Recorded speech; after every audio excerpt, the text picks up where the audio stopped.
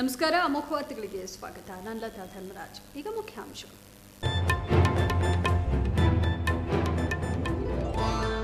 ಮತ್ತೆ ಹಾಸನ ಡಿಸಿಯಾಗಿ ಬರ್ತಾರಾ ರೋಹಿಣಿ ಸಿಂಧೂರಿ? ಅಧಿಕಾರ ಹಸ್ತಾಂತರಿಸಿಲ್ಲ, ನೂತನ ಹುದ್ದೆ ಅಲಂಕರಿಸಿಲ್ಲ. ಮಗದೊಮ್ಮೆ ನ್ಯಾಯಾಂಗ ಹೋರಾಟದ ಚಿಂತನೆಯಲ್ಲಿದ್ದಾರಾ ದಕ್ಷ ಅಧಿಕಾರಿ? ಸಚಿವರ ಎದುರು ತಮ್ಮ ಅಳಲು ತೋಡಿಕೊಂಡ ಕೈ ಕಾರ್ಯಕರ್ತರು, ಮುಖಂಡರು. ಸಮ್ಮಿಶ್ರ ಸರ್ಕಾರವಿದ್ರೂ ಜಿಲ್ಲೆಯಲ್ಲಿ ನಮಗೆ ಕಿಂಚಿತ್ತೂ ಬೆಲೆ ನೀಡುತ್ತಿಲ್ಲ. ಜೆಡಿಎಸ್ ದಬ್ಬಾಳಿಕೆಯಿಂದ ಮುಕ್ತಿ ನೀಡದಿದ್ದರೆ ನಮ್ಮ ದಾರಿ ನಮಗೆ ಎಂದು ಎಚ್ಚರಿಕೆ. ಮತ್ತು ಜನಸಂಖ್ಯೆ ಕಡಿಮೆ ಇರುವ ಕಾರಣ ಹಾಸನ ನಗರವನ್ನು ನಗರ ಪಾಲಿಕೆ ದರ್ಜೆಗೆ ಏರಿಸಲು ಸಾಧ್ಯವಾಗುತ್ತಿಲ್ಲ. ಸುತ್ತಮುತ್ತಲ ಗ್ರಾಮ ಪಂಚಾಯಿತಿ ವ್ಯಾಪ್ತಿಯನ್ನು ಸೇರಿಸಿಕೊಂಡು ನಗರ ಪಾಲಿಕೆ ಮಾಡಲು ಅನುಮತಿ ಕೋರಲಾಗಿದೆ. ನಗರಾಭಿವೃದ್ಧಿ ಸಚಿವ ಯುಟಿ ಖಾದರ್ ಹೇಳಿಕೆ. ವಾರ್ತೆಗಳ ವಿವರ. ಹಾಸನ ಜಿಲ್ಲಾಧಿಕಾರಿಯಾಗಿದ್ದ ರೋಹಿಣಿ ಸಿಂಧೂರಿ ಮತ್ತೊಮ್ಮೆ ಕೋರ್ಟ್ ಮೆಟ್ಟಿಲೇರಿ ಹಾಸನದ ಜಿಲ್ಲಾಧಿಕಾರಿಯಾಗಿ ಮುಂದುವರಿಯುವ ಚಿಂತನೆಯಲ್ಲಿದ್ದಾರೆ ಎಂಬ ಪ್ರಶ್ನೆ ಬಂದಿದ್ದು, ಡಿಸಿ ಸಿಂಧೂರಿ ಅವರ ಗೌಪ್ಯ ನಡೆ ಹೀಗೊಂದು ಚರ್ಚೆಗೆ ಗ್ರಾಸವಾಗಿದೆ. ಹೌದು, ಈ ಹಿಂದೆ ತಮ್ಮನ್ನು ವರ್ಗಾವಣೆ ಮಾಡಿ ಆದೇಶ ಹೊರಡಿಸಿದ್ದ ರಾಜ್ಯ ಸರ್ಕಾರದ ವಿರುದ್ಧವೇ ಸೆಟೆದು ನಿಂತು ಹೈಕೋರ್ಟ್ ಮೆಟ್ಟಿಲೇರಿ ಸರ್ಕಾರದ ವಿರುದ್ಧ ಸೆಣಸಾಡಿ ಕೊನೆಗೂ ತಮ್ಮ ನ್ಯಾಯಾಂಗ ಹೋರಾಟದಲ್ಲಿ ಗೆಲುವು ಸಾಧಿಸಿ ಹಾಸನದ ಜಿಲ್ಲಾಧಿಕಾರಿಯಾಗಿ ಮುಂದುವರೆದಿದ್ದ ಡಿಸಿ ರೋಹಿಣಿ ಸಿಂಧೂರಿ ಮತ್ತೆ ಕೋರ್ಟ್ ಮೆಟ್ಟಿಲೇರಿ ಸ್ಟೇ ತರಲು ಮುಂದಾಗ್ತಾರಾ ಎಂಬ ಪ್ರಶ್ನೆ ಎದುರಾಗಿದೆ. ಈ ಹಿಂದಿನ ವರ್ಗಾವಣೆಯಲ್ಲಿ ಸಚಿವ ಎ ಮಂಜು ಅವರ ಪಾತ್ರವಿದೆ ಎಂಬ ವಿಚಾರವನ್ನು ಪ್ರತಿಷ್ಠೆಯನ್ನಾಗಿ ಪರಿಗಣಿಸಿದ್ದ ರೋಹಿಣಿ ಸಿಂಧೂರಿ ಇದೀಗ ಮತ್ತೆ ತಮ್ಮ ವರ್ಗಾವಣೆಯಲ್ಲಿ ಸಚಿವ ಎಚ್ ಡಿ ರೇವಣ್ಣ ಅವರ ಹಸ್ತಕ್ಷೇಪವಿದೆ ಎನ್ನಲಾಗುತ್ತಿದ್ದು, ಮತ್ತೊಮ್ಮೆ ಡಿಸಿ ಮೇಡಂ ನ್ಯಾಯಾಂಗ ಹೋರಾಟಕ್ಕಿಳಿಯುತ್ತಾರಾ ಎಂಬುದನ್ನು ಕಾದು ನೋಡಬೇಕಿದೆ. ಈ ಹಿಂದಿನ ರೋಹಿಣಿ ಸಿಂಧೂರಿ ಅವರ ವರ್ಗಾವಣೆಯ ಪ್ರಹಸನದಲ್ಲಿ ಐಎಎಸ್ ಅಧಿಕಾರಿಗಳನ್ನು 2 ವರ್ಷಕ್ಕಿಂತ ಮುನ್ನ ವರ್ಗಾವಣೆಗೊಳಿಸುವಾಗಿಲ್ಲ ಎಂಬ ಆದೇಶವನ್ನು ಪ್ರಮುಖ ಅಸ್ತ್ರವನ್ನಾಗಿಸಿಕೊಂಡು ಕಾನೂನು ಹೋರಾಟ ನಡೆಸಿ ಗೆಲುವು ಸಾಧಿಸಿದ ರೋಹಿಣಿ ಸಿಂಧೂರಿ ಮತ್ತದೇ ಅಸ್ತ್ರ ಬಳಸುವ ಚಿಂತನೆಯಲ್ಲಿದ್ದಾರೆ ಎನ್ನಲಾಗಿದೆ. ಇದಕ್ಕೆ ಪುಷ್ಟಿ ನೀಡುವಂತೆ ಈ ಹಿಂದೆ ವರ್ಗಾವಣೆಯ ಸಂದರ್ಭದಲ್ಲಿ ಅಂದು ಹಾಸನ ಜಿಲ್ಲಾಧಿಕಾರಿಯಾಗಿ ಬಂದಿದ್ದ ಮೈಸೂರು ಜಿಲ್ಲಾಧಿಕಾರಿ ರಂದೀಪ್ ಅವರನ್ನು ಸ್ವಾಗತಿಸುವುದಕ್ಕಾಗಲಿ ಅಧಿಕಾರ ಹಸ್ತಾಂತರಕ್ಕಾಗಲಿ ಬಾರದೆ ಗೈರಾಗಿ ವರ್ಗಾವಣೆ ಪ್ರಶ್ನಿಸಿ ಕೋರ್ಟ್ ಮೆಟ್ಟಿಲೇರಿದ್ರು. ಅದರಂತೆ ಈ ಬಾರಿಯೂ ಶುಕ್ರವಾರ ಸಂಜೆ ನೂತನ ಜಿಲ್ಲಾಧಿಕಾರಿಯಾಗಿ ಬಂದ ಅಕ್ರಮ್ ಪಾಷಾ ಅವರನ್ನು ಸ್ವಾಗತಿಸುವ ಕಾರ್ಯಕ್ರಮಕ್ಕೆ ಗೈರಾದ ಡಿಸಿ ಸಿಂಧೂರಿ ಹಾಸನದಲ್ಲೇ ಇದ್ರೂ ಅಧಿಕಾರ ಹಸ್ತಾಂತರಿಸಿಲ್ಲ. ಶುಕ್ರವಾರ ಸಂಜೆ ವರ್ಗಾವಣೆ ಆದೇಶ ಹೊರಬಿದ್ದಿದ್ದು, ಶನಿವಾರ ಮತ್ತು ಭಾನುವಾರ ಕೋರ್ಟ್ ರಜೆ ಇದ್ದಿದ್ದರಿಂದ ಹಾಸನದಲ್ಲೇ ಇದ್ದ ರೋಹಿಣಿ ಸಿಂಧೂರಿ ಇಂದು ಬೆಂಗಳೂರಿಗೆ ಪ್ರಯಾಣಿಸಿದ್ದಾರೆ ಎನ್ನಲಾಗಿದೆಯಾದರೂ ಬೆಂಗಳೂರಿನಲ್ಲೂ ತಮ್ಮ ನೂತನ ಸ್ಥಳವನ್ನು ಅಲಂಕರಿಸಿಲ್ಲ ಎಂಬುದು ಬಲ್ಲ ಮೂಲಗಳಿಂದ ತಿಳಿದುಬಂದಿದೆ. ಅಷ್ಟೇ ಅಲ್ಲದೆ ಇನ್ನೂ ಸಹ ಜಿಲ್ಲಾಧಿಕಾರಿಗಳ ಅಧಿಕೃತ ನಿವಾಸದಲ್ಲೇ ಡಿಸಿ ರೋಹಿಣಿ ಸಿಂಧೂರಿ ಅವರು ವಾಸವಿದ್ದು, ಈ ಹಿಂದೆ ವರ್ಗಾವಣೆಗೊಂಡಿದ್ದ ಸಂದರ್ಭದಲ್ಲೂ ಕ್ವಾರ್ಟರ್ಸ್ ಖಾಲಿ ಮಾಡಿರಲಿಲ್ಲ. ಇದರೊಟ್ಟಿಗೆ ಇನ್ನು ಅವರ ಸರ್ಕಾರಿ ನಿವಾಸದಲ್ಲಿ ಹಾಸನ ಜಿಲ್ಲಾಧಿಕಾರಿ ರೋಹಿಣಿ ಸಿಂಧೂರಿ ಎಂಬ ನಾಮಫಲಕವೇ ಇದೆ. ಇದರೊಟ್ಟಿಗೆ ಶುಕ್ರವಾರ ಹಾಸನದ ಜಿಲ್ಲಾಧಿಕಾರಿ ಕಚೇರಿಗೆ ಬಂದು ಅಧಿಕಾರ ಸ್ವೀಕರಿಸಿದ ನೂತನ ಡಿಸಿ ಅಕ್ರಮ್ ಪಾಷಾ ಸಹ ಅಂದಿನಿಂದ ಮತ್ತೆ ಕರ್ತವ್ಯಕ್ಕೆ ಹಾಜರಾಗಿಲ್ಲ. ಡಿಸಿ ರೋಹಿಣಿ ಸಿಂಧೂರಿ ಅವರು ಎಷ್ಟೇ ಪ್ರಯತ್ನಿಸಿದ್ರೂ ಮಾಧ್ಯಮದವರ ಸಂಪರ್ಕಕ್ಕೆ ಸಿಗುತ್ತಿಲ್ಲ. ಒಟ್ಟಿನಲ್ಲಿ ಹಾಸನ ಜಿಲ್ಲಾಧಿಕಾರಿಯಾಗಿದ್ದ ರೋಹಿಣಿ ಸಿಂಧೂರಿ ಅವರ ನಡೆ ಇನ್ನೂ ಪ್ರಶ್ನಾತೀತವಾಗಿ ಇದ್ದು, ಮುಂದೆ ಅದೇನಾಗುವುದು ಎಂಬುದನ್ನು ಕಾದು ನೋಡಬೇಕಿದೆ. ಮಲೆನಾಡು ಭಾಗದ ಅಭಿವೃದ್ಧಿಗೆ ರಾಜ್ಯ ಸರ್ಕಾರ ಕಟಿಬದ್ಧವಾಗಿದ್ದು, ಸುಮಾರು 600 ಕೋಟಿಗೂ ಅಧಿಕ ವೆಚ್ಚದಲ್ಲಿ ಕೈಗೆತ್ತಿಕೊಂಡಿರುವ ವಿವಿಧ ಕಾಮಗಾರಿಗಳಿಗೆ ಮುಖ್ಯಮಂತ್ರಿ ಎಚ್ ಡಿ ಕುಮಾರಸ್ವಾಮಿ ಮಂಗಳವಾರ ಚಾಲನೆ ನೀಡಲಿದ್ದು, ಅಂದು ಮಧ್ಯಾಹ್ನ 2:30ಕ್ಕೆ ಸಕಲೇಶಪುರದ ಎಪಿಎಂಸಿ ಪ್ರಾಂಗಣದಲ್ಲಿ ಸಮಾರಂಭ ಆಯೋಜನೆಗೊಂಡಿದೆ ಎಂದು ಸಕಲೇಶಪುರ ಆಲೂರು ಕಟ್ಟಾಯ ವಿಧಾನಸಭಾ ಕ್ಷೇತ್ರದ ಶಾಸಕ ಎಚ್ ಕೆ ಕುಮಾರಸ್ವಾಮಿ ಹೇಳಿದ್ದಾರೆ. ಸಕಲೇಶಪುರದಲ್ಲಿ ಸೋಮವಾರ ಸುದ್ದಿಗೋಷ್ಠಿ ನಡೆಸಿ ಮಾತನಾಡಿದ ಅವರು, ಸಕಲೇಶಪುರ ಮತ್ತು ಆಲೂರು ತಾಲೂಕುಗಳಲ್ಲಿ ಹಲವು ರಸ್ತೆಗಳು ಹಾಳಾಗಿವೆ ಎಂಬ ಕೂಗಿದ್ದು, ಇನ್ನೆರಡು ವರ್ಷಗಳಲ್ಲಿ ಯಾವ ರಸ್ತೆಯೂ ಹದಗೆಟ್ಟ ಸ್ಥಿತಿಯಲ್ಲಿ ಇದೆ ಎಂದು ಹೇಳಲು ಉದಾಹರಣೆಯೂ ಸಿಗದಂತೆ ಪ್ರತಿಯೊಂದು ರಸ್ತೆಯನ್ನು ದುರಸ್ತಿ ಮಾಡಲಾಗುವುದು. ಈ ಕಾರ್ಯಕ್ಕೆ ಸಿಎಂ ಕುಮಾರಸ್ವಾಮಿ ನಾಳೆ ಮಾತನಾಡಲಿದ್ದು, ಎತ್ತಿನಹೊಳೆ ಯೋಜನೆಯಡಿಯಲ್ಲಿ ಸುಮಾರು 105 ಕೋಟಿ ರೂಪಾಯಿ ವೆಚ್ಚದ ವಿವಿಧ ರಸ್ತೆ ಅಭಿವೃದ್ಧಿ ಕಾಮಗಾರಿಗಳಿಗೆ ಚಾಲನೆ ನೀಡಲಿದ್ದಾರೆ. ಕೇವಲ ಲೋಕೋಪಯೋಗಿ ಇಲಾಖೆಯ 200 ಕೋಟಿ ರೂಪಾಯಿಯ ವಿವಿಧ ಯೋಜನೆಗಳು ಇದರಲ್ಲಿವೆ. ಸಕಲೇಶಪುರ ತಾಲೂಕಿನಲ್ಲಿ 3 ಪ್ರಥಮ ದರ್ಜೆ ಕಾಲೇಜು ಸ್ಥಾಪನೆಗೆ ತಲಾ 2 ಕೋಟಿ ರೂಪಾಯಿಯಂತೆ 6 ಕೋಟಿ ಮಂಜೂರಾಗಿದೆ. ಅಲ್ಪಸಂಖ್ಯಾತರ ಕಲ್ಯಾಣ ನಿಧಿಯಡಿ ತಾಲೂಕಿನ ಸುಮಾರು 48 ಹಳ್ಳಿಗಳಲ್ಲಿ ವಿವಿಧ ಫಲಾನುಭವಿಗಳಿಗೆ ಸೌಲಭ್ಯ, ಕ್ರಾಫರ್ಡ್ ಆಸ್ಪತ್ರೆ, ಆಲೂರಿನ ಆಸ್ಪತ್ರೆ, ವಿಶೇಷ ಘಟಕ ಯೋಜನೆ, ಬುಡಕಟ್ಟು ಉಪಯೋಜನೆ, ಸಮಾಜ ಕಲ್ಯಾಣ ಮೊದಲಾದ ಇಲಾಖೆಗಳ ಹಲವು ಯೋಜನೆಗಳ ಕಾಮಗಾರಿಗಳು ಆರಂಭವಾಗಲಿವೆ. ಸಾಲ ಮನ್ನಾ ಪ್ರಮಾಣ ಪತ್ರವನ್ನು ಸಹ ಇದೇ ಸಂದರ್ಭದಲ್ಲಿ ಮುಖ್ಯಮಂತ್ರಿಗಳು ವಿತರಣೆ ಮಾಡುವರು ಎಂದರು. ಹೀಗೆ ಹಲವಾರು ಮಂತ್ರಿಗಳು ನಾಳೆ ಮಂಗಳವಾರ 26ನೇ ತಾರೀಕು 12:30 ಗಂಟೆಗೆ ಏನು ನಮ್ಮ ಎಪಿಎಂಸಿ ಯಾರ್ಡ್ನಲ್ಲಿ ಜಾಗ ಇದೆ ಅಲ್ಲಿ ಸಾರ್ವಜನಿಕ ಸಭೆ ಉದ್ದೇಶಿಸಿ ಮಾತನಾಡಿದ್ದಾರೆ. ಈ ಸಂದರ್ಭದಲ್ಲಿ ನಮ್ಮ ಕ್ಷೇತ್ರದಲ್ಲಿ ಸಕಲೇಶಪುರ, ಆಲೂರು ಮತ್ತು ಕಟ್ಟಾಯ ಹೋಬಳಿ ಸೇರಿದಂತೆ 600 ಕೋಟಿ ರೂಪಾಯಿಗಳಿಗೂ ಹೆಚ್ಚು ಅನುದಾನವನ್ನು ಮಂಜೂರು ಮಾಡಿ ನಾಳೆ ಆ ಕಾಮಗಾರಿಗಳಿಗೆ ಚಾಲನೆ ಕೊಡ್ತಾ ಇದ್ದಾರೆ. ಕೆಲವು ಶಿಲಾನ್ಯಾಸ ಮಾಡ್ತಿದ್ದಾರೆ, ಕೆಲವು ಉದ್ಘಾಟನೆ ಮಾಡ್ತಿದ್ದಾರೆ. ಅದರಲ್ಲಿ ಪ್ರಮುಖವಾದಂಥವು ಶೈಕ್ಷಣಿಕ ಕಾರಣಗಳಿಗಾಗಿ ಪ್ರಥಮ ದರ್ಜೆ ಕಾಲೇಜುಗಳಿಗೆ ಕಟ್ಟಡಗಳಿಗೆ ಶಿಲಾನ್ಯಾಸ ಮಾಡ್ತಕ್ಕಂಥದ್ದು. ಆಮೇಲೆ ಮಲೆನಾಡು ಭಾಗದಲ್ಲಿ ಅದರಲ್ಲೂ ಸಕಲೇಶಪುರ ತಾಲೂಕಿನಲ್ಲಿ ಈ ಆನೂರು ತಾಲೂಕಿನಲ್ಲಿ ಹೆಚ್ಚು ರಸ್ತೆಗಳು ಹಾಳಾಗಿರ್ತಕ್ಕಂಥದ್ದು ಏನು ಬೆಳೆದು ಹೋಗಿತ್ತು. ಬಹುಶಃ ಇನ್ನು 1-2 ವರ್ಷದಲ್ಲಿ ಇಡೀ ನನ್ನ ಕ್ಷೇತ್ರದಲ್ಲಿ ಯಾವುದೇ ಒಂದು ರಸ್ತೆಗಳು ಕೂಡ ಡಾಂಬರೀಕರಣ ಕಾಂಕ್ರೀಟ್ಕರಣ ಇಲ್ಲ ಎಂತಕ್ಕಂಥ ಮಾತು ಬರೋದಿಲ್ಲ. ಆ ರೀತಿಯಲ್ಲಿ ಇವತ್ತು ಎತ್ತಿನೊಳೆ ಯೋಜನೆಯಲ್ಲಿ ನಾಳೆ 105 ಕೋಟಿ ರೂಪಾಯಿನ ಕಾಮಗಾರಿಗೆ ಶಿಲಾನ್ಯಾಸ ಮಾಡಿದೆ. ಪತ್ರಿಕಾಗೋಷ್ಠಿಯಲ್ಲಿ ಜಿಲ್ಲಾ ಪಂಚಾಯಿತಿ ಉಪಾಧ್ಯಕ್ಷ ಸುಪ್ರದೀಪ್ ಯಜಮಾನ್, ಪುರಸಭೆ ಸದಸ್ಯ ಇಬ್ರಾಹಿಂ ಯಾದ್ಗಾರ್, ಜೆಡಿಎಸ್ ಮುಖಂಡ ಸಾಬಾ ಭಾಸ್ಕರ್, ಬೆಕ್ಕನಹಳ್ಳಿ ನಾಗರಾಜು, ಪ್ರಜ್ವಲ್, ಪ್ರಕಾಶ್ ಮೊದಲಾದವರು ಹಾಜರಿದ್ದರು. ರಾಜ್ಯದಲ್ಲಿ ಮೈತ್ರಿ ಸರ್ಕಾರ ಅಸ್ತಿತ್ವದಲ್ಲಿದ್ದರೂ ಹಾಸನ ಜಿಲ್ಲಾ ಕಾಂಗ್ರೆಸ್ ಕಾರ್ಯಕರ್ತರಲ್ಲಿನ ಆಂತರಿಕ ಬೇಗುದಿ ಮತ್ತು ಅಸಮಾಧಾನ ನಗರಾಭಿವೃದ್ಧಿ ಪ್ರಾಧಿಕಾರ ಸಚಿವ ಯುಟಿ ಖಾದರ್ ಅವರ ಎದುರು ವ್ಯಕ್ತವಾಯಿತು. ಇಂದು ಜಿಲ್ಲೆಗೆ ಆಗಮಿಸಿದ ನಗರಾಭಿವೃದ್ಧಿ ಸಚಿವ ಯುಟಿ ಖಾದರ್ ಅವರು ಜಿಲ್ಲಾ ಕಾಂಗ್ರೆಸ್ ಕಚೇರಿಗೆ ಭೇಟಿ ನೀಡಿದರು. ಈ ಸಂದರ್ಭದಲ್ಲಿ ಕಾಂಗ್ರೆಸ್ ಜಿಲ್ಲಾ ಉಪಾಧ್ಯಕ್ಷ ನಾರಾಯಣಗೌಡ, ಕಾರ್ಯಕರ್ತ ವಜೀದ್, ತಮ್ಲಾಪುರ ಗಣೇಶ್ ಸೇರಿದಂತೆ ಹಲವು ಮುಖಂಡರು ಮತ್ತು ಕಾರ್ಯಕರ್ತರು ಜಿಲ್ಲೆಯಲ್ಲಿ ರೇವಣ್ಣ ಮತ್ತು ಜೆಡಿಎಸ್ ಮುಖಂಡರ ದಬ್ಬಾಳಿಕೆ ಕುರಿತು ಬಹಿರಂಗವಾಗಿಯೇ ಸಚಿವರಿಗೆ ದೂರು ನೀಡಿದರು. ರಾಜ್ಯದಲ್ಲಿ ಮೈತ್ರಿ ಸರ್ಕಾರ ಅಸ್ತಿತ್ವದಲ್ಲಿದ್ದರೂ ಜಿಲ್ಲೆಯಲ್ಲಿ ಕಾಂಗ್ರೆಸ್ ಕಾರ್ಯಕರ್ತರ ನಿರ್ನಾಮ ಮಾಡಲಾಗುತ್ತಿದೆ. ಜಿಲ್ಲೆಯಲ್ಲಿ ಕಾಂಗ್ರೆಸ್ ಕಾರ್ಯಕರ್ತರ ಗೋಳನ್ನು ಕೇಳುವವರು ಯಾರೂ ಇಲ್ಲದಂತಾಗಿದೆ. ಜಿಲ್ಲೆಯ ಯಾವ ಕಚೇರಿಗಳಲ್ಲೂ ಕಾಂಗ್ರೆಸ್ ಕಾರ್ಯಕರ್ತರ ಕೆಲಸವಾಗುತ್ತಿಲ್ಲ ಎಂದು ಅಲವತ್ತುಕೊಂಡರು. ಯಾವುದೇ ಸಭೆ ಸಮಾರಂಭಗಳಿಗೆ ನಮ್ಮ ಕಾಂಗ್ರೆಸ್ ಕಾರ್ಯಕರ್ತರು ಹಾಗೂ ಮುಖಂಡರಿಗೆ ಆಹ್ವಾನ ನೀಡುತ್ತಿಲ್ಲ. ಜಿಲ್ಲೆಯಲ್ಲಿ ಕಾಂಗ್ರೆಸ್ ಕಾರ್ಯಕರ್ತರಿಗೆ ಮರ್ಯಾದೆಯೇ ಇಲ್ಲದಂತಾಗಿದೆ. ನೀವು ಮಾತ್ರ ಸಮ್ಮಿಶ್ರ ಸರ್ಕಾರಕ್ಕೆ ಒಪ್ಪಂದ ಮಾಡಿಕೊಂಡಿದ್ದೀರಿ. ಆದರೆ ನಮ್ಮ ಕಥೆ ಏನು? ನಾವು ಲೋಕಸಭಾ ಚುನಾವಣೆಯಲ್ಲಿ ಯಾರನ್ನು ಬೆಂಬಲಿಸಬೇಕು, ಏಕೆ ಬೆಂಬಲಿಸಬೇಕು ಎನ್ನುವ ಗೊಂದಲದಲ್ಲಿದ್ದೇವೆ ಎಂದು ಅಸಹಾಯಕತೆ ವ್ಯಕ್ತಪಡಿಸಿದರು.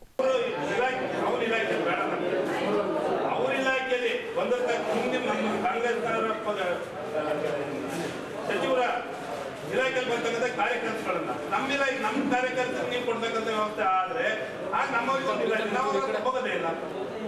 ನೀವು ಮಾಡಲ್ಲ, ಅವರು ಮಾಡಲ್ಲ, ನಾವ್ ಯಾಕೆ ತಗೋಬೇಕು ಅದನ್ನ ನಮ್ಗೆ ಹೇಳಿ, ನಮ್ಗೆ ಕೆಲಸ ಮಾಡಿಕೊಡ್ಬೇಕು. ಇಲ್ಲ ಅಂದ್ರೆ ನಾವು ಯಾವ ನಿರ್ಧಾರ ತಗೋಬೇಕು ಅಂತ ಹೇಳಕ್ಕೂ ಆಗಲ್ಲ. ಯಾಕಂದ್ರೆ ತಗೊಳ್ಳೇಬೇಕಾದ್ರೆ ನಾವೇನು ಮಾಡೋಕ್ಕಾಗಲ್ಲ. ಪಕ್ಷ ಕಟ್ಟಬೇಕು ಅಂತಂದ್ರೆ ನಮಗೆ ಆದಾಯನೂ ಬೇಕು, ನಾವ್ ಹೇಳಿದ ಕೆಲಸನೂ ಮಾಡಬೇಕು. ಜಿಲ್ಲೆಯ ತಾಲೂಕು ಪಂಚಾಯಿತಿ, ಜಿಲ್ಲಾ ಪಂಚಾಯಿತಿ, ನಗರಸಭೆ ಎಲ್ಲೂ ನಮಗೆ ಸ್ಥಾನಮಾನಗಳೇ ಸಿಗುತ್ತಿಲ್ಲ. ಎಲ್ಲದಕ್ಕೂ ಸಚಿವ ರೇವಣ್ಣ ಅವರಿಂದ ಲೆಟರ್ ತನ್ನಿ ಅಂತಾರೆ. ಹೀಗಾದ್ರೆ ಜಿಲ್ಲೆಯಲ್ಲಿ ನಮ್ಮ ಕತೆ ಏನಾಗಬೇಕು? ಒಂದು ವೇಳೆ ನಮ್ಮಗಳ ಸಮಸ್ಯೆಯನ್ನು ಶೀಘ್ರ ಬಗೆಹರಿಸದಿದ್ದರೆ ಮುಂಬರುವ ಲೋಕಸಭಾ ಚುನಾವಣೆಯಲ್ಲಿ ನಮ್ಮ ದಾರಿಯನ್ನು ನಾವು ನೋಡಿಕೊಳ್ಳಬೇಕಾಗುತ್ತದೆ ಎಂದು ಸಚಿವ ಯುಟಿ ಖಾದರ್ ಅವರಿಗೆ ಖಡಕ್ ಆಗಿ ಎಚ್ಚರಿಸಿದರು.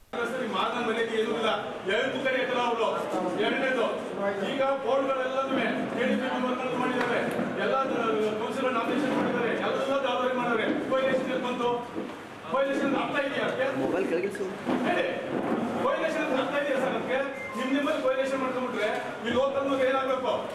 ಒಬ್ಬನೇ ಒಬ್ಬನು ಕೆಡಿಪಿ ಮೆಂಬರ್ ಮಾಡಿಲ್ಲ, ಒಬ್ಬೊಬ್ಬರು ಮೆಂಬರ್ ಇಲ್ಲ, ಕಾಂಗ್ರೆಸ್ ನಗರಸಭೆ ನಾಮಿನೇಷನ್ ಇಲ್ಲ. ಅಂದ್ರೆ ಏನರ್ಥ ಅದು? ನಾವೇನಾದ್ರೆ ಯಾವುದೇ ಮಂತ್ರಿಗಳು ಕೇಳ್ಕೊಂಡ್ರೆ ರೇವಣ್ಣ ಎಂಟು ಬಂದು ಹೇಳ್ತಾರೆ. ನಂತರ ಕಾರ್ಯಕರ್ತರು ಮತ್ತು ಮುಖಂಡರ ಸಮಸ್ಯೆಯನ್ನು ಆಲಿಸಿ ಮಾತನಾಡಿದ ಸಚಿವ ಯುಟಿ ಖಾದರ್, ಮೈತ್ರಿ ಸರ್ಕಾರದಲ್ಲಿ ಗೊಂದಲಗಳು ಸಹಜ, ಇವುಗಳನ್ನು ಸರಿಪಡಿಸಿಕೊಂಡು ಹೋಗಬೇಕು ಎಂದು ಕಾರ್ಯಕರ್ತರಿಗೆ ಕಿವಿ ಮಾತು ಹೇಳಿದರು. ಜಿಲ್ಲೆಯ ಕಾಂಗ್ರೆಸ್ ಕಾರ್ಯಕರ್ತರು ತಾವು ಅನುಭವಿಸುತ್ತಿರುವ ಅನ್ಯಾಯ ಹಾಗೂ ನೋವುಗಳನ್ನು ತಮ್ಮ ಬಳಿ ಹೇಳಿಕೊಂಡಿದ್ದಾರೆ. ಈ ಬಗ್ಗೆ ಸ್ಥಳೀಯ ಕಾಂಗ್ರೆಸ್ ಮುಖಂಡರಿಂದ ಮಾಹಿತಿ ಪಡೆದು ಸಮಸ್ಯೆ ಬಗೆಹರಿಸುವ ನಿಟ್ಟಿನಲ್ಲಿ ಮುಂದಾಗುತ್ತೇನೆ. ಕಾರ್ಯಕರ್ತರ ಗೊಂದಲಗಳನ್ನು ಬಗೆಹರಿಸುವುದು ನಮ್ಮ ಜವಾಬ್ದಾರಿ. ಈ ಬಗ್ಗೆ ಪಕ್ಷದ ನಾಯಕರಾದ ಸಮನ್ವಯ ಸಮಿತಿಯ ಅಧ್ಯಕ್ಷ ಸಿದ್ದರಾಮಯ್ಯ ಹಾಗೂ ಉಪಮುಖ್ಯಮಂತ್ರಿ ಡಾ ಜಿ ಪರಮೇಶ್ವರ್ ಅವರ ಗಮನಕ್ಕೆ ತಂದು ಸಮಸ್ಯೆ ಬಗೆಹರಿಸಲು ಪ್ರಾಮಾಣಿಕ ಪ್ರಯತ್ನ ಮಾಡುತ್ತೇನೆ ಎಂದು ಭರವಸೆ ನೀಡಿದರು. ಯಾವುದೇ ಅಸಹಾಯಕತೆ ಇಲ್ಲ, ನಾವೆಲ್ಲ ಒಗ್ಗಟ್ಟಿದ್ದೇವೆ, ಸಮ್ಮಿಶ್ರ ಸರ್ಕಾರ ಜೊತೆಯಲ್ಲಿದ್ದೇವೆ, ಜೊತೆಯಾಗಿ ಹೋಗ್ತಾ ಇದ್ದೇವೆ, ಸುಭದ್ರವಾದ ಆಡಳಿತ ಸರ್ಕಾರ ಕೊಡ್ತೇವೆ. ಈ ಮಧ್ಯದಲ್ಲಿ ನಮ್ಮ ಕಾರ್ಯಕರ್ತರಿರುವಂತಹ ಕೆಲವೊಂದು ವಿಚಾರಗಳನ್ನು ಎರಡು ಪಕ್ಷದ ಮುಖಂಡರು ಚರ್ಚೆ ಮಾಡಿದ್ರೆ ಬಗೆಹರಿಸುತ್ತೇವೆ. ಜನಸಂಖ್ಯೆ ಕಡಿಮೆ ಇರುವ ಕಾರಣ ಹಾಸನ ನಗರವನ್ನು ನಗರ ಪಾಲಿಕೆ ದರ್ಜೆಗೆ ಸೇರಿಸಲು ಸಾಧ್ಯವಾಗುತ್ತಿಲ್ಲ. ಸುತ್ತಮುತ್ತಲ ಗ್ರಾಮ ಪಂಚಾಯಿತಿ ವ್ಯಾಪ್ತಿಯನ್ನು ಸೇರಿಸಿಕೊಂಡು ನಗರ ಪಾಲಿಕೆ ಮಾಡಲು ಅನುಮತಿ ಕೋರಲಾಗಿದೆ ಎಂದು ನಗರಾಭಿವೃದ್ಧಿ ಸಚಿವ ಯುಟಿ ಖಾದರ್ ಹೇಳಿದ್ದಾರೆ. ನಗರಾಭಿವೃದ್ಧಿ ಸಚಿವ ಯುಟಿ ಖಾದರ್ ಅವರ ಅಧ್ಯಕ್ಷತೆಯಲ್ಲಿ ಹುಡಾ ಕಚೇರಿಯಲ್ಲಿಂದು ಹಮ್ಮಿಕೊಳ್ಳಲಾಗಿದ್ದ ಹುಡಾ ಅದಾಲತ್ ಕಾರ್ಯಕ್ರಮದಲ್ಲಿ ಮಾಧ್ಯಮಗಳೊಂದಿಗೆ ಮಾತನಾಡಿದ ಅವರು, ಹಾಸನ ನಗರಾಭಿವೃದ್ಧಿಯಲ್ಲಿ ಅನೇಕ ಪ್ರಕರಣಗಳು ಬಾಕಿ ಇವೆ. ಜನಸಾಮಾನ್ಯರಿಗೆ ಅನುಕೂಲವಾಗುವಂತೆ ಅದಾಲತ್ ನಡೆಸಲಾಗುತ್ತಿದೆ. ಇದು ನನ್ನ 3ನೇ ಅದಾಲತ್ ಆಗಿದ್ದು, ಜನರ ಕೇವಲ ಸಮಸ್ಯೆಗಳನ್ನು ಆಳವಾಗಿ ಯೋಚಿಸಿ ಕ್ರಮ ಕೈಗೊಳ್ಳುವ ನಿಟ್ಟಿನಲ್ಲಿ ಈ ರೀತಿಯ ಅದಾಲತ್ಗಳು ಸಹಕಾರಿಯಾಗಲಿವೆ. ಈ ನಿಟ್ಟಿನಲ್ಲಿ ಜನರ ಸಮಸ್ಯೆ ಆಲಿಸಿ ಸ್ಥಳದಲ್ಲಿ ಪರಿಹಾರಕ್ಕೆ ಕ್ರಮ ಕೈಗೊಳ್ಳುವಂತೆ ಸೂಚಿಸಲಾಗಿದೆ.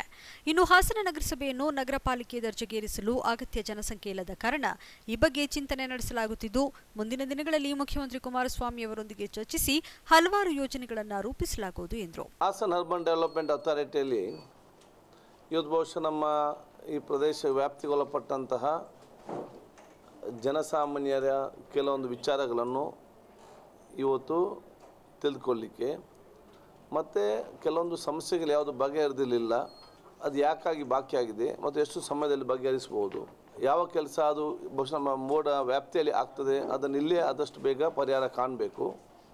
ಇಲ್ಲಿ ಆಗದಿದ್ದದ್ದು ಯಾವುದು ರಾಜ್ಯ ಮಟ್ಟದ ಒಪ್ಪಿಗೆ ಬೇಕು ನಮ್ಮ ಇಲಾಖೆ, ಅದಕ್ಕೆ ಅಲ್ಲಿಗೆ ಅವರು ಕಲಿಸುವಂಥದ್ದು.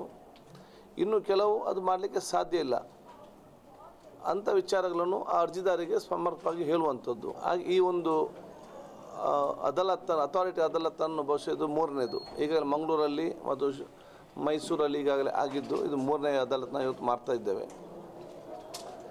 ಭಾಳಷ್ಟು ಅರ್ಜಿಗಳು ಬಂದಿದೆ, ಜನಸಾಮಾನ್ಯರ ಅಹವಾಲನ್ನು ಹೇಳ್ತಾ ಇದ್ದಾರೆ. ನಮ್ಮ ಕೂಡ ತಳಮಟ್ಟದಲ್ಲಿ ಇವತ್ತು ಏನು ನಡೀತಿದೆ ಯಾವ ಪ್ರದೇಶದಲ್ಲಿ ಕೂಡ ನಮ್ಮ ಗಮನಕ್ಕೆ ಕೂಡ ಬರ್ತದೆ. ಮತ್ತು ಇದಕ್ಕೆ ನಮ್ಮ ಅಧಿಕಾರಿಗಳ ಮುಖಾಂತರ ಮತ್ತು ಸಂಬಂಧಪಟ್ಟಂಥ ಜವಾಬ್ದಾರಿ ಸ್ಥಾನದಲ್ಲಿ ಯಾರಿದ್ದಾರ ಅವ್ರ ಮುಖಾಂತರ ನಾವು ಇದನ್ನು ಇತ್ಯರ್ಥಗೊಳಿಸಲಿಕ್ಕೆ ನಾವು ಆದೇಶವನ್ನು ಕೊಡ್ತೇವೆ. ಇನ್ನು ಹುಡಾ ಅದಾಲತ್ಗೆಂದು ನೂರಾರು ಜನ ನಗರಾಭಿವೃದ್ಧಿ ಕಚೇರಿಗೆ ಬಂದಿದ್ದರಾದರೂ ಅಚ್ಚುಕಟ್ಟಿನ ವ್ಯವಸ್ಥೆ ಇಲ್ಲದೆ ಪರದಾಡುವಂತಾಯಿತು. ಕಚೇರಿಗೆ ಚಿಕ್ಕ ಸಭಾಂಗಣದಲ್ಲಿ ಕಾರ್ಯಕ್ರಮ ಆಯೋಜಿಸಿದ್ದರಿಂದ ಅದಾಲತ್ನಲ್ಲಿ ಭಾಗವಹಿಸಲು ಬಂದಿದ್ದವರು ಅಕ್ಷರಶಃ ಪರದಾಡುವಂತಾಯಿತು. ಈ ಸಂದರ್ಭದಲ್ಲಿ 45ಕ್ಕೂ ಹೆಚ್ಚು ಅರ್ಜಿಗಳನ್ನು ಸ್ವೀಕರಿಸಲಾಯಿತು. ಕೆಲವು ಅರ್ಜಿಗಳನ್ನು ಸ್ಥಳದಲ್ಲೇ ಇತ್ಯರ್ಥಪಡಿಸಿದರೆ ಇನ್ನು ಕೆಲವು ಅರ್ಜಿಗಳನ್ನು ಶೀಘ್ರದಲ್ಲೇ ವಿಲೇವಾರಿ ಮಾಡುವಂತೆ ಆಯುಕ್ತರಿಗೆ ಸಚಿವರು ಸೂಚನೆ ನೀಡಿದರು.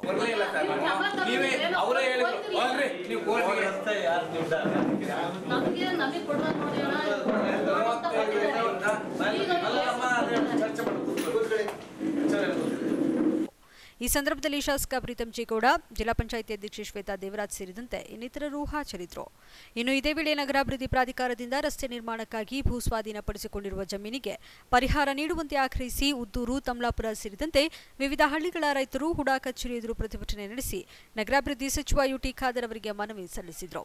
ಪ್ರತಿಭಟನೆಯಲ್ಲಿ ಉದ್ದೂರು, ತಮ್ಲಾಪುರ, ಮಣಚನಹಳ್ಳಿ, ಗುಡ್ಡಿನಹಳ್ಳಿ ಸೇರಿದಂತೆ ಇನ್ನಿತರ ಗ್ರಾಮದ ರೈತರು ಪಾಲ್ಗೊಂಡಿದ್ದರು. ಸವಲತ್ತು ಪಡೆಯಲು ಪ್ರತಿಯೊಬ್ಬರೂ ಸಂಘಟಿತರಾಗುವುದು ಅತಿ ಮುಖ್ಯವಾಗಿದೆ ಎಂದು ದಲಿತ ಮುಖಂಡ ನಾಗರಾಜ್ ಹೆತ್ತೂರ್ ಸಲಹೆ ನೀಡಿದ್ದಾರೆ. ಸಕಲೇಶಪುರ ತಾಲೂಕಿನ ಕುಂಬಾರಕಟ್ಟೆಯ ಜೈ ಭೀಮ್ ಯುವಕರ ಸಂಘ ಹಮ್ಮಿಕೊಂಡಿದ್ದ ಕ್ರಿಕೆಟ್ ಪಂದ್ಯಾವಳಿಯ ಸಮಾರೋಪ ಸಮಾರಂಭ ಉದ್ಘಾಟಿಸಿ ಮಾತನಾಡಿದ ಅವರು, ಸರ್ಕಾರದ ಸವಲತ್ತು ಪಡೆಯಲು ಗ್ರಾಮಗಳಲ್ಲಿ ಯುವಕರು ಸಂಘಟಿತರಾಗುವುದು ಅಗತ್ಯವಿದೆ. ಆದರೆ ಸಂಘಟನೆಯಲ್ಲಿ ಯಾವುದೇ ತಾರತಮ್ಯಗಳಾಗದೆ ಮುನ್ನಡೆಸಿಕೊಂಡು ಹೋಗುವಂತೆ ಯುವಕರನ್ನು ಹುರಿದುಂಬಿಸಿದರು. ಇಡೀ ವಿಶ್ವದಲ್ಲಿ ಅಂಬೇಡ್ಕರ್ ಹೆಸರಿನಲ್ಲಿರುವ ಸಂಘಟನೆಗಳು ಬೇರೆ ಯಾವ ನಾಯಕರ ಹೆಸರಿನಲ್ಲಿ ಇಲ್ಲ. ಸಂಘಟನೆಯೊಂದಿಗೆ ಬಾಬಾ ಸಾಹೇಬ್ ಅಂಬೇಡ್ಕರ್ ಅವರ ಚಿಂತನೆಗಳನ್ನು ಅಳವಡಿಸಿಕೊಳ್ಳುವಂತೆ ತಿಳಿಸಿದರು. ಕಾರ್ಯಕ್ರಮದಲ್ಲಿ ತಾಲೂಕು ಪಂಚಾಯಿತಿ ಮಾಜಿ ಉಪಾಧ್ಯಕ್ಷ ಎಡೆಹಳ್ಳಿ ಮಂಜುನಾಥ್, ದಲಿತ ಮುಖಂಡ ಬಸವರಾಜ್, ಪತ್ರಕರ್ತರಾದ ವೆಂಕಟೇಶ್ ಬ್ಯಾಕರವಳ್ಳಿ, ವಿಮಲ್, ಗ್ರಾಮದ ಮುಖಂಡ ಕರುಣಾಕರ್, ಇನ್ನಿತರ ದಲಿತ ಮುಖಂಡರು, ಕ್ರೀಡಾಪಟುಗಳು ಹಾಜರಿದ್ದರು. ಕ್ರಿಕೆಟ್ ಪಂದ್ಯಾವಳಿಯಲ್ಲಿ ವಿಜೇತರಾದವರಿಗೆ ಮೊದಲ ಬಹುಮಾನವಾಗಿ 20,000 ಟ್ರೋಫಿ, ಎರಡನೇ ಬಹುಮಾನ 10,000 ಮತ್ತು ಟ್ರೋಫಿ ನೀಡಲಾಯಿತು. ಇಡೀ ವಿಶ್ವದಲ್ಲಿ ಬಾಬಾ ಸಾಹೇಬ್ ಅಂಬೇಡ್ಕರ್ ಹೆಸರಲ್ಲಿ ಇರುವಷ್ಟು ಸಂಘಟನೆಗಳು ಬಹುಶಃ ಯಾವ ನಾಯಕರು ಕೂಡ ಇಲ್ಲ. ಹಾಗಾಗಿ ನಾವು ದೊಡ್ಡ ಅವರಿಗೊಂದು ಚಪ್ಪಾಳೆ ತರಬೇಕು. ಬಾಬಾ ಸಾಹೇಬ್ ಅಂಬೇಡ್ಕರ್ ಅವರ ಹೆಸರಲ್ಲಿರ್ತಕ್ಕಂಥ ಸಂಘ ಸಂಸ್ಥೆಗಳು, ಅವರ ಹೆಸರಿನಲ್ಲಿರ್ತಕ್ಕಂಥ ಪ್ರತಿಮೆಗಳು ಬಹುಶಃ ವಿಶ್ವದ ಯಾವ ನಾಯಕರಿಗೂ ಕೂಡ ಇಲ್ಲ. ಹಾಗಾಗಿ ಇವತ್ತು ನಾವಿಲ್ಲಿ ನಿಂತು ಇಷ್ಟೆಲ್ಲ ಮಾತಾಡ್ತೀವಿ, ಇಷ್ಟೆಲ್ಲ ಹೋರಾಟ ಮಾಡ್ತೀವಿ ಅಂತ ಅಂದ್ರೆ ಬಹುಶಃ ಬಾಬಾ ಸಾಹೇಬ್ ಅಂಬೇಡ್ಕರ್ ಅಲ್ಲದೆ ಬೇರೆ ಯಾರು ಕೂಡ ಕಾರಣರಲ್ಲ. ಹಾಗಾಗಿ ಇವತ್ತು ಇಲ್ಲಿ ಕೇವಲ ದಲಿತರು ಮಾತ್ರ ಇಲ್ಲ, ಇವತ್ತು ದಲಿತರ ಪರವಾಗಿ ಬಾಬಾ ಸಾಹೇಬ್ ಅಂಬೇಡ್ಕರ್ ಪರವಾಗಿ ಅಪಾರವಾಗಿ ತಿಳ್ಕೊಂಡಿರ್ತಕ್ಕಂಥ ನಮ್ಮ ಮಂಜಣ್ಣವರಿದ್ದಾರೆ. ನೀವು ಅವರ ಬಾಯಿಂದ ಕೇಳ್ಬೇಕು, ಅಂಬೇಡ್ಕರ್ ವಾದನ, ಅಂಬೇಡ್ಕರ್ ಮೈತ್ರಿ ಸರ್ಕಾರದಲ್ಲಿ ತಮಗೆ ಯಾವುದೇ ನಿಗಮ ಮಂಡಳಿ ಅಧ್ಯಕ್ಷ ಸ್ಥಾನದ ಹುದ್ದೆ ಬೇಡ. ಚನ್ನರಾಯಪಟ್ಟಣ ತಾಲೂಕಿನ ಸರ್ವಾಂಗೀಣ ಅಭಿವೃದ್ಧಿಗೆ ಹೆಚ್ಚಿನ ಅನುದಾನವನ್ನಷ್ಟೇ ನೀಡಿದರೆ ಸಾಕು ಎಂಬುದಾಗಿ ಮುಖ್ಯಮಂತ್ರಿಗಳಲ್ಲಿ ಮನವಿ ಮಾಡಿದ್ದು, ಈ ಮೂಲಕ ತಾಲೂಕಿನ ಅಭಿವೃದ್ಧಿಯೇ ನನ್ನ ಆದ್ಯತೆಯಾಗಿದೆ ಎಂದು ಶಾಸಕ ಸಿಎನ್ ಬಾಲಕೃಷ್ಣ ತಿಳಿಸಿದ್ದಾರೆ. ಚನ್ನರಾಯಪಟ್ಟಣದಲ್ಲಿನ ತಾಲೂಕು ಕಚೇರಿ ಆವರಣದಲ್ಲಿ ವಚನಕಾರ ಸಂತಕವಿ ಸರ್ವಜ್ಞ ಮತ್ತು ಛತ್ರಪತಿ ಶಿವಾಜಿಯವರ ಜಯಂತ್ಯೋತ್ಸವ ಸಮಾರಂಭದಲ್ಲಿ ಮಹನೀಯರ ಭಾವಚಿತ್ರಕ್ಕೆ ಪೂಜೆ ಸಲ್ಲಿಸಿ ಪುಷ್ಪಾರ್ಚನೆ ನೆರವೇರಿಸಿ ಮಾತನಾಡಿದ ಅವರು, ಈಗಾಗಲೇ ನಮ್ಮ ಪಕ್ಷದಿಂದ ನಿಗಮ ಮಂಡಳಿಗಳ ಅಧ್ಯಕ್ಷ ಸ್ಥಾನಕ್ಕೆ ಪೈಪೋಟಿ ಶುರುವಾಗಿದ್ದು, ತಮಗೆ ಯಾವುದೇ ಹುದ್ದೆ ಬೇಡ, ತಾಲೂಕಿನ 535 ಹಳ್ಳಿಗಳಿಗೂ ನದಿ ಮೂಲದಿಂದ ಕುಡಿಯುವ ನೀರನ್ನೊದಗಿಸುವ ಯೋಜನೆಗೆ 320 ಕೋಟಿ ಅನುದಾನದ ಬೇಡಿಕೆ ಜೊತೆಗೆ ತಾಲೂಕಿನ ಎಲ್ಲ ಏತ ನೀರಾವರಿ ಯೋಜನೆಗಳ ಅನುಷ್ಠಾನ ಮತ್ತು ರಸ್ತೆ ಅಭಿವೃದ್ಧಿ ಸೇರಿದಂತೆ ವಿಶೇಷ ಅನುದಾನಗಳ ಅಡಿ ಹೆಚ್ಚಿನ ನೆರವಿಗೆ ಮನವಿ ಮಾಡಲಾಗಿದೆ ಎಂದರು. ಅವರ ತತ್ವ ಸಂದೇಶಗಳು ಪ್ರಸ್ತುತವಾಗಿದೆ. ಸರ್ವಜ್ಞ ಅವರ ಒಂದು ಸಂದೇಶಗಳು ಈ ಸಮಾಜದ ಒಂದು ಬದಲಾವಣೆಗೆ, ಸಮಾಜದ ಒಂದು ಉನ್ನತಿಗೆ ಇವತ್ತು ಕೂಡ ಒಂದು ತಳಪಾಯ ಅಂತ ನಾನು ಈ ಸಂದರ್ಭದಲ್ಲಿ ಹೇಳಲಿಕ್ಕೆ ಬಯಸ್ತಾ ಇದ್ದೇನೆ. ಏಕೆಂದರೆ ದೇಶ ಸುತ್ತಬೇಕು, ಕೋಶ ಓದಬೇಕು ಅಂತಾರೆ.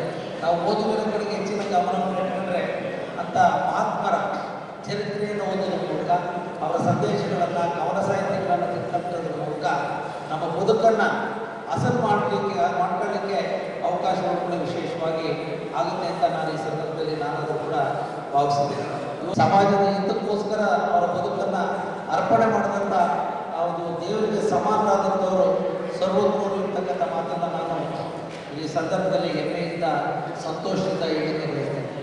ಸಮಾರಂಭದಲ್ಲಿ ತಾಲೂಕು ಪಂಚಾಯಿತಿ ಅಧ್ಯಕ್ಷೆ ರಂಜಿತಾ ನಿಂಗೇಗೌಡ, ಎಪಿಎಂಸಿ ಅಧ್ಯಕ್ಷ ಬಿಎಚ್ ಶಿವಣ್ಣ, ಕೆಡಿಪಿ ಸದಸ್ಯ ಜಗದೀಶ್, ಪುರಸಭಾ ಸದಸ್ಯ ಗಣೇಶ್, ತಹಶೀಲ್ದಾರ್ ಜೆಪಿ ಮಾರುತಿ, ತಾಲೂಕು ಕುಂಬಾರ ಸಂಘದ ಅಧ್ಯಕ್ಷ ಪ್ರಸನ್ನ, ಛತ್ರಪತಿ ಶಿವಾಜಿ ಸಂಘದ ತಾಲೂಕು ಅಧ್ಯಕ್ಷ ಭೈರೋಜಿರಾವ್, ಎಪಿಎಂಸಿ ಮಾಜಿ ಅಧ್ಯಕ್ಷ ವೈಎನ್ ಮಂಜುನಾಥ್ ಸೇರಿ ಇತರರು ಹಾಜರಿದ್ದರು. ಆಳ್ವಾಸ್ ನುಡಿಸಿರಿ ವಿರಾಸತ್ ಜಿಲ್ಲಾ ಘಟಕ ಹಾಗೂ ಧರ್ಮಸ್ಥಳ ಮಂಜುನಾಥೇಶ್ವರ ಆಯುರ್ವೇದ ಮಹಾವಿದ್ಯಾಲಯ ಹಾಗೂ ಆಸ್ಪತ್ರೆ ಸಂಯುಕ್ತಾಶ್ರಯದಲ್ಲಿ ಫೆಬ್ರವರಿ 27ರಂದು ನಗರದ ಜಿಲ್ಲಾ ಕ್ರೀಡಾಂಗಣದಲ್ಲಿ ಆಳ್ವಾಸ್ ಸಾಂಸ್ಕೃತಿಕ ವೈಭವ ಕಾರ್ಯಕ್ರಮ ಹಮ್ಮಿಕೊಳ್ಳಲಾಗಿದೆ ಎಂದು ಪ್ರಸನ್ನ ಎನ್ ರಾವ್ ಹೇಳಿದ್ದಾರೆ. ಸುದ್ದಿಗೋಷ್ಠಿಯಲ್ಲಿಂದು ಮಾತನಾಡಿದ ಅವರು, ಆಧುನಿಕ ಯುಗದಲ್ಲಿ ಯುವಜನತೆ ಪಾಶ್ಚಿಮಾತ್ಯ ಸಂಸ್ಕೃತಿಗೆ ಮಾರು ಹೋಗುತ್ತಿದೆ. ಈ ಹಿನ್ನೆಲೆಯಲ್ಲಿ ದೇಶದ ಸಂಸ್ಕೃತಿ ಪರಿಚಯಿಸುವ ಉದ್ದೇಶದಿಂದ ಆಳ್ವಾಸ್ ಶಿಕ್ಷಣ ಸಂಸ್ಥೆಯಲ್ಲಿ 6ನೇ ತರಗತಿಯಿಂದ ಸ್ನಾತಕೋತ್ತರ ಪದವಿವರೆಗೆ ವಿದ್ಯಾಭ್ಯಾಸ ಮಾಡುತ್ತಿರುವ ಪ್ರತಿಭಾನ್ವಿತ ವಿದ್ಯಾರ್ಥಿಗಳಿಂದ ಕಾರ್ಯಕ್ರಮ ಹಮ್ಮಿಕೊಳ್ಳಲಾಗಿದ್ದು, ಕಾರ್ಯಕ್ರಮ ಸಂಜೆ 5:45ಕ್ಕೆ ಪ್ರಾರಂಭವಾಗಲಿದ್ದು, ಅಂದು ಕೇರಳದ ಮೋಹಿನಿಯಾಟಂ, ಅಷ್ಟಲಕ್ಷ್ಮಿ, ಬುಡಗುತಿಟ್ಟು ಯಕ್ಷಗಾನ, ದಾಸದೀಪಾಂಜಲಿ, ಆಂಧ್ರದ ಜನಪದ ಬಂಜಾರ ನೃತ್ಯ, ಮಣಿಪುರಿ ಸ್ಟಿಕ್ ಡ್ಯಾನ್ಸ್, ಶಾಸ್ತ್ರೀಯ ನೃತ್ಯ ನವದುರ್ಗೆ, ಶ್ರೀಲಂಕಾದ ಕ್ಯಾಂಡಿಯನ್ ನೃತ್ಯ, ಮಲ್ಲಕಂಬ ಮತ್ತು ರೋಪ್ ಕಸರತ್ತು, ಗುಜರಾತಿನ ಗಾರ್ಪಾ ಮತ್ತು ದಾಂಡಿಯಾ, ಮಣಿಪುರಿ ದೋಲ್ಚಲಂ ಹಾಗೂ ರಾಷ್ಟ್ರಮಟ್ಟದಲ್ಲಿ 2ನೇ ಸ್ಥಾನ ಪಡೆದಿರುವ ಅಭಿವೃದ್ಧಿ ಎಂಬ ಕಿರು ನಾಟಕವೂ ಸಹ ಪ್ರದರ್ಶನಗೊಳ್ಳಲಿದೆ ಎಂದರು. ಕಳೆದ ಹಲವಾರು ವರ್ಷಗಳಿಂದ ಆಳ್ವಾಸ್ ಶಿಕ್ಷಣ ಪ್ರತಿಷ್ಠಾನದ ಸುಮಾರು 300ಕ್ಕೂ ಹೆಚ್ಚು ವಿದ್ಯಾರ್ಥಿ ಬಾಂಧವರೆಲ್ಲ ಸೇರಿಬಿಟ್ಟು ಒಂದು ಆಳ್ವಾಸ್ ಸಾಂಸ್ಕೃತಿಕ ವೈಭವ ಎಂಬ ಕಾರ್ಯಕ್ರಮವನ್ನು ನಾವು ಹಾಸನದಲ್ಲಿ ನೀಡ್ತಾ ಬಂದಿದ್ದೀವಿ. ಅದೇ ರೀತಿ ಈ ವರ್ಷ 27ನೇ ತಾರೀಕು ಫೆಬ್ರವರಿ 27ನೇ ತಾರೀಕು ಬುಧವಾರ ಸಂಜೆ ನಮ್ಮ ಜಿಲ್ಲಾ ಕ್ರೀಡಾಂಗಣದಲ್ಲಿ ಈ ಕಾರ್ಯಕ್ರಮ ಸಾಂಸ್ಕೃತಿಕ ವೈಭವ ಎಂಬ ಕಾರ್ಯಕ್ರಮ ನಡೆಯಲಿದೆ. ಪತ್ರಿಕಾಗೋಷ್ಠಿಯಲ್ಲಿ ರವಿ ನಾಕಲಗೂಡು, ಪ್ರಸನ್ನ, ಪಾಷಾ, ನಾಯಕರಹಳ್ಳಿ ಮಂಜೇಗೌಡ ಇನ್ನಿತರರು ಹಾಜರಿದ್ದರು. 18 ವರ್ಷ ಮೇಲ್ಪಟ್ಟ ಪ್ರತಿಯೊಬ್ಬರು ಚುನಾವಣಾ ಸಮಯದಲ್ಲಿ ಕಡ್ಡಾಯವಾಗಿ ಮತವನ್ನು ಚಲಾಯಿಸಬೇಕೆಂದು ಪಟ್ಟಣ ಪಂಚಾಯಿತಿ ಮುಖ್ಯಾಧಿಕಾರಿ ಕೃಷ್ಣಮೂರ್ತಿ ತಿಳಿಸಿದ್ದಾರೆ. ಪಟ್ಟಣ ಪಂಚಾಯಿತಿ ವತಿಯಿಂದ ಹಮ್ಮಿಕೊಂಡಿದ್ದ ಮತದಾನದ ಬಗ್ಗೆ ಜಾಗೃತಿ ಕಾರ್ಯಕ್ರಮಕ್ಕೆ ಚಾಲನೆ ನೀಡಿ ಮಾತನಾಡಿದ ಅವರು, 18 ವರ್ಷ ಮೇಲ್ಪಟ್ಟ ಪ್ರತಿಯೊಬ್ಬ ನಾಗರಿಕರು ತಮ್ಮ ಮತವನ್ನು ಚಲಾಯಿಸಬೇಕು. ಚುನಾವಣೆಗೂ ಮೊದಲು ತಮ್ಮ ಹೆಸರು ಮತದಾರರ ಪಟ್ಟಿಯಲ್ಲಿ ಇರುವ ಬಗ್ಗೆ ಖಚಿತಪಡಿಸಿಕೊಳ್ಳಬೇಕು ಎಂದ ಅವರು, ಯಾವುದೇ ಆಸೆ ಆಮಿಷಗಳಿಗೆ ಒಳಗಾಗದೆ ನಿರ್ಭೀತಿಯಿಂದ ಮತ ಚಲಾಯಿಸಬೇಕು ಹಾಗೂ ಸದೃಢ ಸರ್ಕಾರ ರಚನೆಗೆ ಕೈಜೋಡಿಸಬೇಕು ಎಂದು ತಿಳಿಸಿದರು. ಮಹತ್ವ ಮತ್ತು ಅರಿವು ಬಗ್ಗೆ ಒಂದು ಸಾರ್ವಜನಿಕ ಜಾಥಾವನ್ನು ಏರ್ಪಡಿಸಿದ್ದೀವಿ. ಈ ಜಾಥಾದ ಮುಖ್ಯ ಉದ್ದೇಶ ಎಲ್ಲರೂ ಕಡ್ಡಾಯವಾಗಿ ಮತದಾನ ಮಾಡಬೇಕು ಮತ್ತು ಮತದಾನದ ಸಮಯದಲ್ಲಿ ಯಾವುದೇ ಆಮಿಷಗಳ ಕೆಳಗೆ ಒಳಪಡದೆ ನಿರ್ಭೀತರಾಗಿ ಮತದಾನ ಮಾಡಿ ಒಂದು ಸುಭದ್ರ ಸರ್ಕಾರವನ್ನು ರಚಿಸಲು ಎಲ್ಲರೂ ಕಡ್ಡಾಯವಾಗಿ ಮತದಾನ ಮಾಡಬೇಕು ಅಂತ ಒಂದು ಉದ್ದೇಶದಿಂದ ಈ ಒಂದು ಕಾರ್ಯಕ್ರಮನ ಮಾಡ್ತಾ ಇದ್ದೀವಿ. ಸಾರ್ವಜನಿಕರಲ್ಲಿ ಕೇಳ್ಕೊಳ್ಳೋದೇನೆಂದರೆ 18 ವರ್ಷ ವಯಸ್ಸಾದ ಎಲ್ಲ ಮಕ್ಕಳು ಎಲ್ಲರೂ ಸಹ ತಮ್ಮ ಹೆಸರುಗಳು ಮತದಾರರ ಪಟ್ಟಿಯಲ್ಲಿ ಇದೆ ಎಂಬುದಕ್ಕೆ ಖಾತ್ರಿಪಡಿಸಿಕೊಳ್ಳೋದು ಮತ್ತು ಮತದಾನದ ದಿನ ಕಡ್ಡಾಯವಾಗಿ ಮತಗಟ್ಟೆಗೆ ಬಂದು ಮತ ಚಲಾವಣೆ ಮಾಡಬೇಕು ಅಂತ ಈ ಮೂಲಕ ಎಲ್ಲರನ್ನು ಕೇಳ್ಕೊತಾ ಇದ್ದೀವಿ.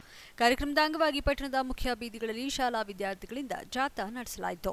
ಕಾರ್ಯಕ್ರಮದಲ್ಲಿ ಪಟ್ಟಣ ಪಂಚಾಯಿತಿ ಆರೋಗ್ಯ ಅಧಿಕಾರಿ ಮಂಜುನಾಥ್, ಕಂದಾಯ ಅಧಿಕಾರಿಗಳಾದ ಉಮೇಶ್, ವೆಂಕಟೇಗೌಡ, ರೇಖಾ, ಭಾರತಿ, ಎನ್ಎಚ್ಪಿಎಸ್ ಶಾಲಾ ಮುಖ್ಯೋಪಾಧ್ಯಾಯ ತಿಮ್ಮಶೆಟ್ಟಿ, ಅಂಗನವಾಡಿ ಹಾಗೂ ಆಶಾ ಕಾರ್ಯಕರ್ತೆಯರು ಭಾಗವಹಿಸಿದರು. ಆರ್ಥಿಕ ಸಂಪನ್ಮೂಲ ಕ್ರೋಢೀಕರಣದಲ್ಲಿ ಸಹಕಾರ ಕ್ಷೇತ್ರ ತೊಡಗಿದಾಗ ರೈತರಿಗೆ, ದುರ್ಬಲರಿಗೆ, ಶ್ರಮಿಕರಿಗೆ ಹೆಚ್ಚು ಸಹಕಾರಿಯಾಗಲು ಸಾಧ್ಯ ಎಂದು ಜಿಲ್ಲಾ ಸಹಕಾರ ಬ್ಯಾಂಕ್ ನಿರ್ದೇಶಕ ಹಾಗೂ ಶಾಸಕ ಸಿಎನ್ ಬಾಲಕೃಷ್ಣ ತಿಳಿಸಿದ್ದಾರೆ.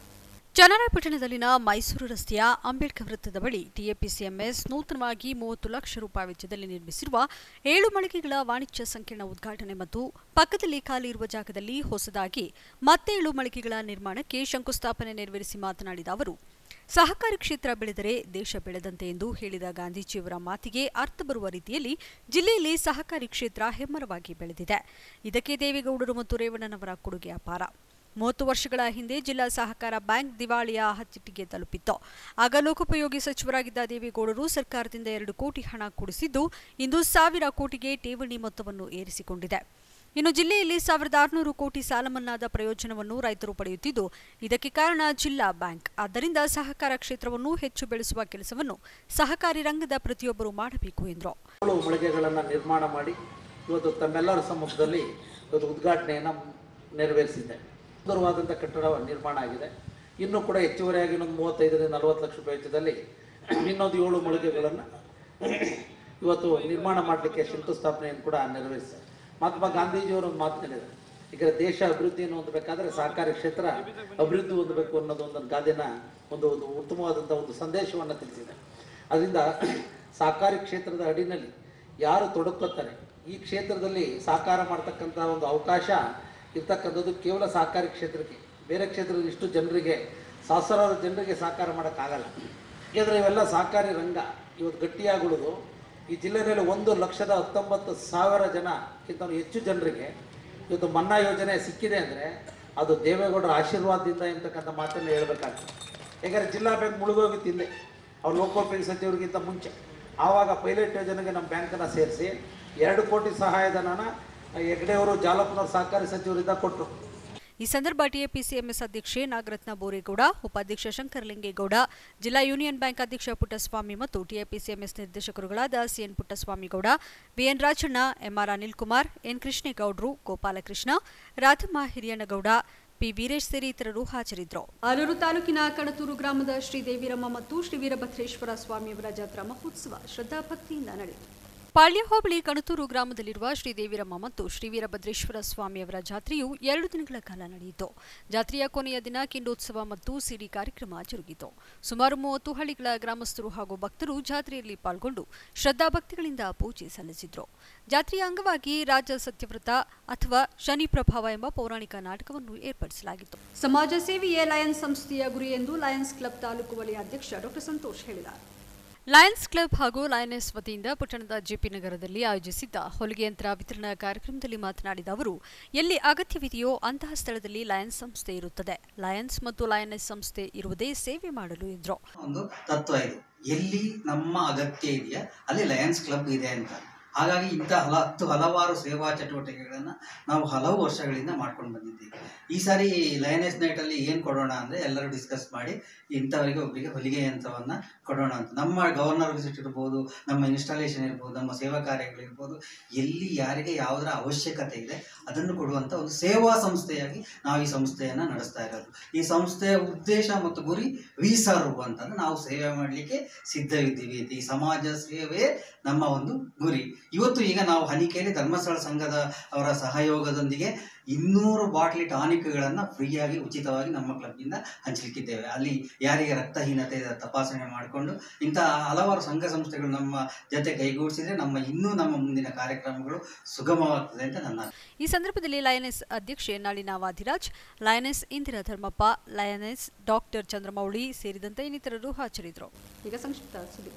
ಅನಾರೋಗ್ಯದಿಂದಾಗಿ ಇತ್ತೀಚೆಗೆ ನಿಧನರಾದ ಹಲವು ಪತ್ರಿಕೆಗಳಲ್ಲಿ ಕಾರ್ಯನಿರ್ವಹಿಸುತ್ತಿದ್ದ ನಾಗರಾಜ್ ಅವರ ಕುಟುಂಬಕ್ಕೆ ಪತ್ರಕರ್ತರು ಹಾಗೂ ಜಿಲ್ಲಾ ಪತ್ರಕರ್ತರ ಸಂಘದ ವತಿಯಿಂದ 25,000 ರೂಪಾಯಿ ಸಹಾಯಧನವನ್ನು ಮೃತರ ಸಹೋದರ ಕೈಲಾಸ್ ಅವರಿಗೆ ಇಂದು ನೀಡಲಾಯಿತು. ಈ ಸಂದರ್ಭದಲ್ಲಿ ರಾಜ್ಯ ಪತ್ರಕರ್ತರ ಸಂಘದ ಸದಸ್ಯ ರವಿ ನಾಕಲಗೂಡು, ಸಂಘದ ಜಿಲ್ಲಾ ಕಾರ್ಯದರ್ಶಿ ಕೆಜೆ ಸುರೇಶ್, ಉಪಾಧ್ಯಕ್ಷ ಪ್ರಕಾಶ್, ಖಜಾಂಚಿ ರಾಜೇಶ್ ಸೇರಿದಂತೆ ಇನ್ನಿತರರು ಹಾಜರಿದ್ದರು. ಕೊನೆಯಲ್ಲಿ ಮತ್ತೊಮ್ಮೆ ಮುಖ್ಯಾಂಶಗಳು.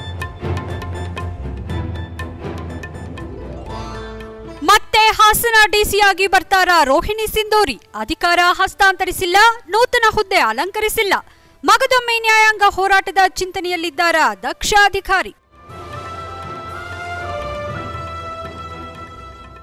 ಸಚಿವರ ಎದುರು ತಮ್ಮ ಅಳಲು ತೋಡಿಕೊಂಡ ಕೈ ಕಾರ್ಯಕರ್ತರು, ಮುಖಂಡರು. ಸಮ್ಮಿಶ್ರ ಸರ್ಕಾರವಿದ್ರೂ ಜಿಲ್ಲೆಯಲ್ಲಿ ನಮಗೆ ಕಿಂಚಿತ್ತೂ ಬೆಲೆ ನೀಡುತ್ತಿಲ್ಲ. ಜೆಡಿಎಸ್ ದಬ್ಬಾಳಿಕೆಯಿಂದ ಮುಕ್ತಿ ನೀಡದಿದ್ದರೆ ನಮ್ಮ ದಾರಿ ನಮಗೆ ಎಂದು ಎಚ್ಚರಿಕೆ. ಮತ್ತು ಜನಸಂಖ್ಯೆ ಕಡಿಮೆ ಇರುವ ಕಾರಣ ಹಾಸನ ನಗರವನ್ನು ನಗರ ಪಾಲಿಕೆ ದರ್ಜೆಗೆ ಏರಿಸಲು ಸಾಧ್ಯವಾಗುತ್ತಿಲ್ಲ. ಸುತ್ತಮುತ್ತಲ ಗ್ರಾಮ ಪಂಚಾಯಿತಿ ವ್ಯಾಪ್ತಿಯನ್ನು ಸೇರಿಸಿಕೊಂಡು ನಗರ ಪಾಲಿಕೆ ಮಾಡಲು ಅನುಮತಿ ಕೋರಲಾಗಿದೆ. ನಗರಾಭಿವೃದ್ಧಿ ಸಚಿವ ಯುಟಿ ಖಾದರ್ ಹೇಳಿಕೆ. ಮುಂದಿನ ವಾರದ ಸಂಚಿಕೆಯೊಂದಿಗೆ ಮತ್ತೆ ಭೇಟಿಯಾಗೋಣ. ವಂದನೆಗಳು.